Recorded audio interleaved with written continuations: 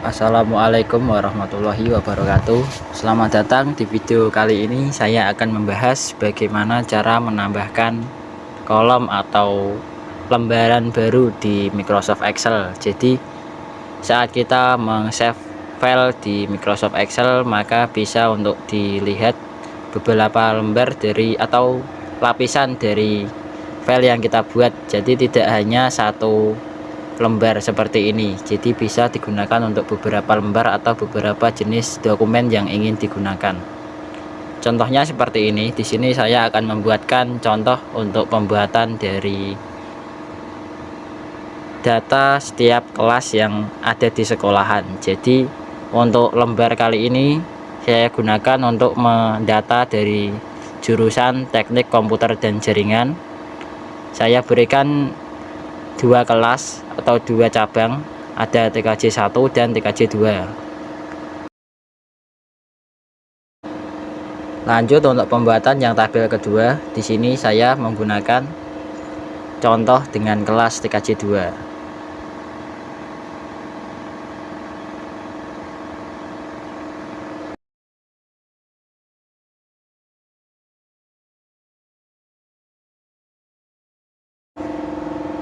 Jika sudah selesai di lembar Excel yang pertama, di sini untuk lembar pertama digunakan untuk pendataan di jurusan komputer dan jaringan.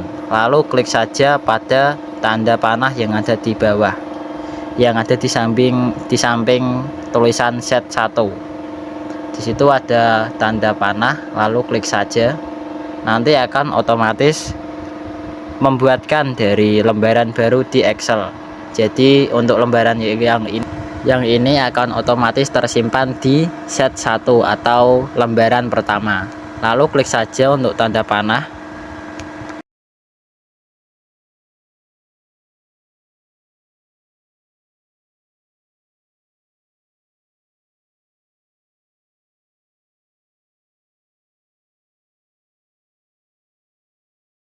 Seperti ini, maka otomatis akan membuatkan dari lembaran baru di Microsoft Excel.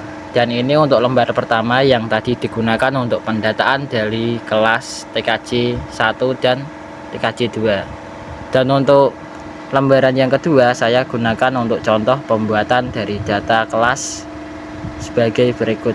Jadi saya buatkan dua seperti tadi.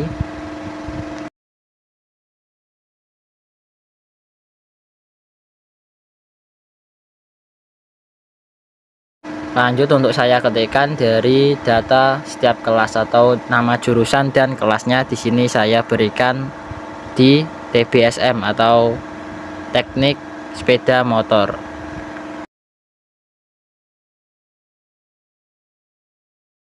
Jadi seperti itulah untuk pembuatan dari lembaran di Excel agar saat menge-save file atau di dalam file tidak terdapat hanya satu dari lembaran Excel. Jadi bisa digunakan untuk beberapa macam pendataan.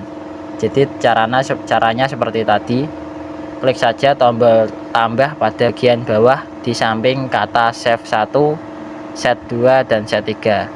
Dan untuk kata-kata itu bisa diganti dengan nama-nama yang ada di dalam data tersebut. Jadi bisa untuk digunakan mengidentifikasi dari setiap data yang ada di dalamnya.